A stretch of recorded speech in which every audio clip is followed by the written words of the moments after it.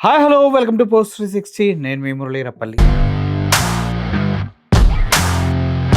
రాజకీయాలు క్షణక్షణం ఉత్కంఠంగా మారుతూ ఉన్నాయి. ఏమన్నా చెప్పాలంటే ఈవీఎంల్లో ఓట్లు చోరీ చేస్తున్న దొంగలంటూ రాహుల్ గాంధీ ఎన్డీఏ కూటమిని గడ్డలాడించి ఆల్మోస్ట్ నడి రోడ్డు మీద నిలబెట్టి బట్టలన్నీ ఇప్పదీసి దొంగ మోడీ అని ప్రూవ్ చేసిన సందర్భంలో ఈ క్రియాశీలక పాత్రలన్నిటికీ కారణం ఈసీ అని కుండ బద్దలు కొట్టినట్టుగా వాస్తవాలతో ఆధారాలతో చెప్పిన తర్వాత అటు బీజేపీ గవర్నమెంట్లో ఉన్నటువంటి ప్రధానమంత్రి మోడీ, ఎలక్షన్ కమిషన్ వీళ్ళంతా కూడా ఏం చేయాలో అర్థం కాక డిఫెన్స్ ఆడతాక వచ్చున్నారు. వీళ్ళు డిఫెన్స్ ఆడేలోపు రాహుల్ గాంధీ పెద్ద బౌన్సర్లే వేసి మొహాలు పగలగొట్టేస్తూ ఉన్నాడు. ఈ క్రమంలో మనందరికీ తెలుసు బీహార్ ఎలక్షన్స్ ఈ ఇయర్ చివరిలో జరగబోతూ ఉన్నాయి. అక్కడికే SIR special intensive revision team అంటూ ఎలక్షన్ కమిషన్ నుంచి కొంతమంది వెళ్ళి అక్కడ ఉన్నటువంటి 65 లక్షల ఓట్లని తీసేశారు. 65 లక్షల ఓట్లు తీసేయటం పక్కన పెడితే ఏ ఓట్లు అయితే కావాలో ఆ ఓట్లకి ఆధార్ కార్డు లాంటి ఒక ఐడెంటిఫికేషన్ ఉన్నటువంటి ఫింగర్ యాక్సిస్తో వస్తుంది కదా ఆధార్ కార్డు, ఆ బయోమెట్రిక్తో వచ్చినటువంటి ఆధార్ కార్డు అసలు ఓటర్ల జాబితాలో సెలక్షన్కి ఉపయోగపడదు అని నువ్వు ఆధార్ కార్డు తీసుకెళ్ళి నాకు ఓటర్ కార్డు ఇవ్వండి అంటే ఇవ్వడంట. అలా చెప్పిన తర్వాత సుప్రీంకోర్టు అమ్మనా బూతులు తిట్టి ముట్టికాయలు వేసి అక్షంతలు వేసి ఆధార్ కార్డు ఎందుకు అవసరం లేదు, ఆధార్ కార్డును కూడా 12 డాక్యుమెంట్గా చేర్చమంటే అది చేర్చిన తర్వాత ఇప్పుడు జరుగుతున్న పంచాయతీ ఏంటంటే రాహుల్ గాంధీ దగ్గర 1300 కిలోమీటర్లు బీహార్ అంతా తిరిగారు. ఆ బీహార్ అంతా తిరిగిన తర్వాత జరుగుతున్నటువంటి పరిణామాలు కనుక మనం గమనిస్తే ఎన్డీఏ కూటమి గెలుస్తుందేమో, నితీష్ గెలుస్తాడేమో అనుకున్న తర్వాత నితీష్ సీటీ సిరిగి సిప్ప చేతిలోకి వచ్చేలాగా కనిపిస్తూ ఉంది.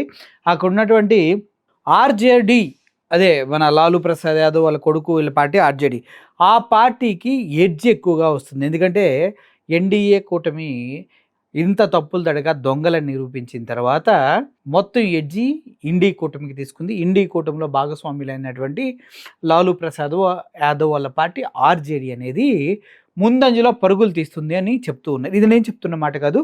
ఎలక్షన్ స్ట్రాటజీ ఇండియా సర్వే అనేసి 2025 బీహార్ అసెంబ్లీ కాన్స్టిట్యున్సీ సర్వే అంటూ మనకు రావటం జరిగింది.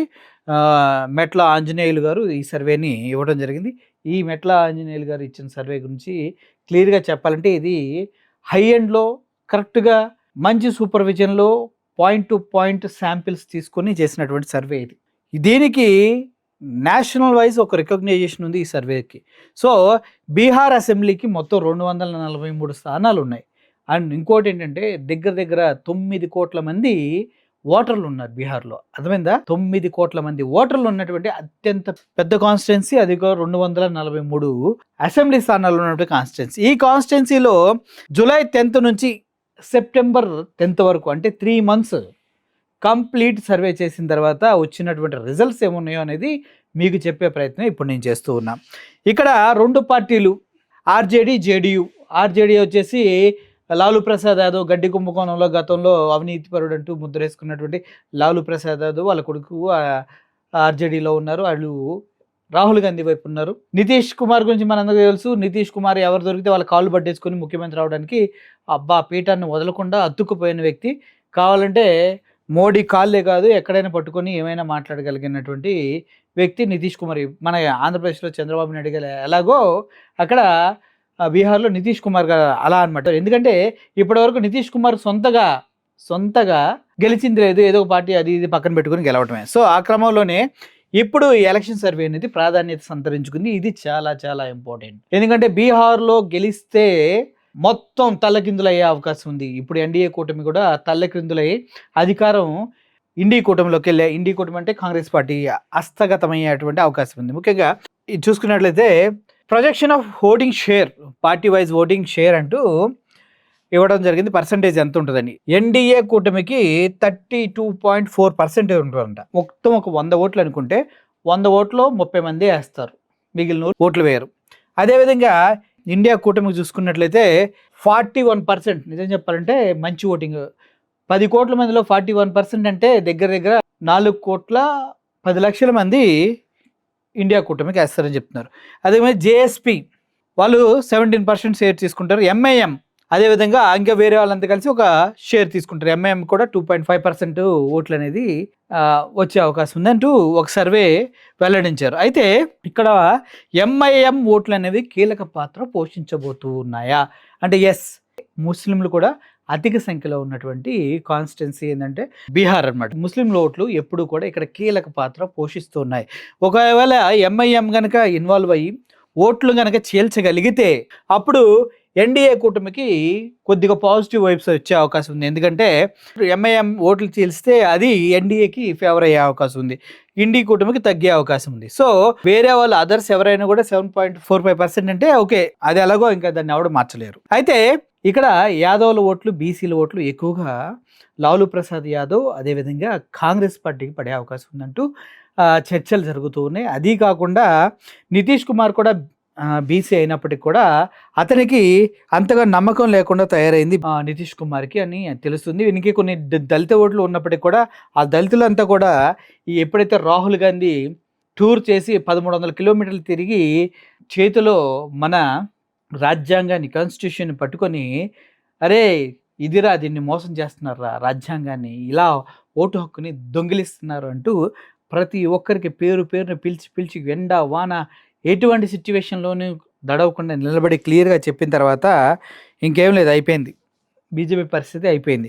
ఇప్పుడు ఇక్కడ కనుక మనం చూసుకున్నట్లయితే ఎన్డీఏకి ఎన్ని సీట్లు వస్తాయంటే 78 నుంచి 85. ఇప్పుడు 78 నుంచి 85 మధ్యలో ఎన్నైనా రావచ్చు, అంతకన్నా తగ్గొచ్చు కూడా. నా గెస్ ప్రకారం అయితే ఇంకా తగ్గితే ఒక 60-65 వస్తాయి, అంతకన్నా ఎక్కువ రావు ఇప్పుడున్న పరిస్థితుల్లో.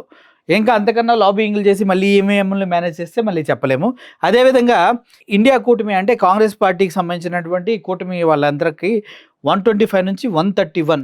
ఇక్కడ ఈ గ్యాప్ కనుక నిజంగా 75-85 కనుక అయితే సిచ్యువేషన్ ఏమవుతుందంటే ఇక్కడ బీజేపీ గవర్నమెంట్ని ఫామ్ చేసింది చంద్రబాబు నాయుడు గారు అదేవిధంగా నితీష్ కుమార్ గారి ఓట్లతోనే, అంటే వాళ్ళకు ఉన్నటువంటి ఎంపీలతోనే.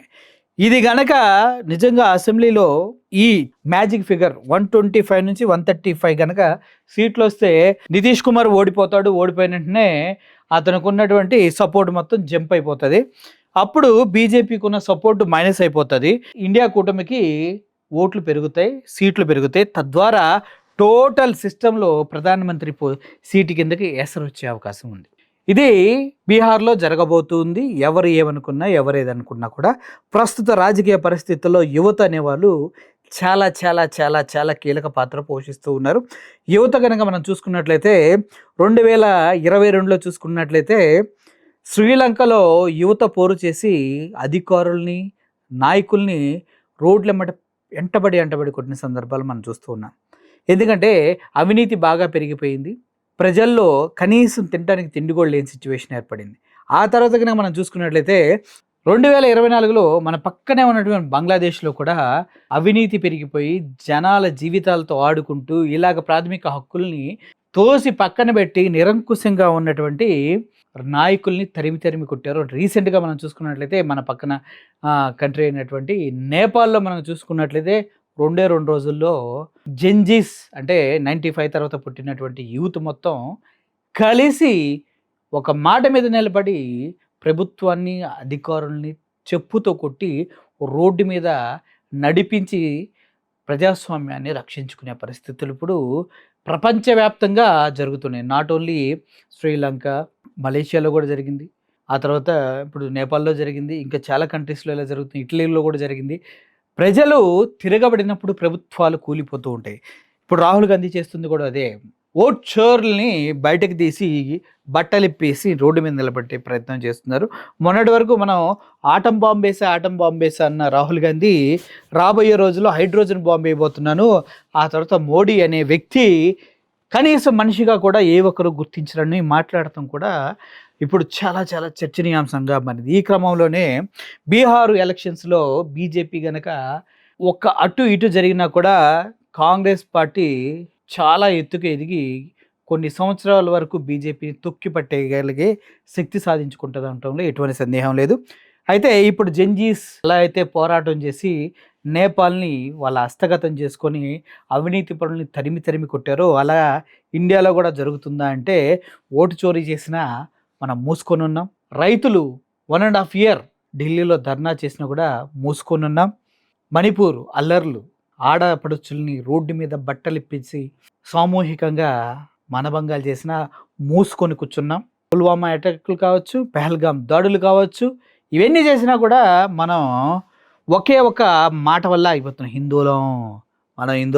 మనం మోడీకి ఎదురుపోకూడదు.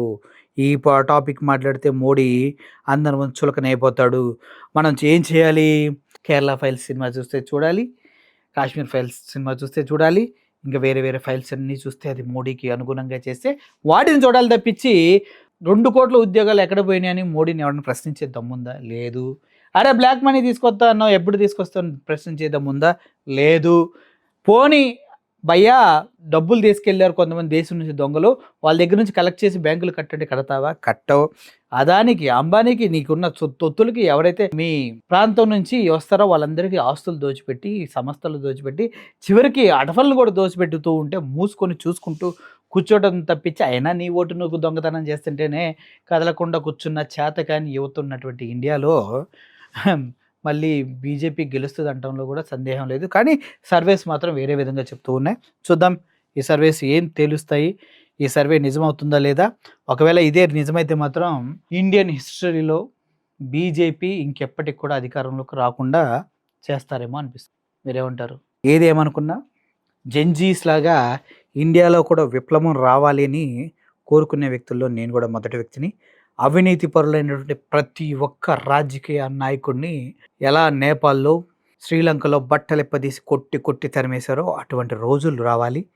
నేతలకు కూడా యువత అంటే భయం కలగాలి. మనం చూసాం బీహార్లో వెంటబడి కొట్టారు మొన్న ఒక ఎంపీని, పారిపోయి ఎక్కడికో వెళ్ళిపోయాడు.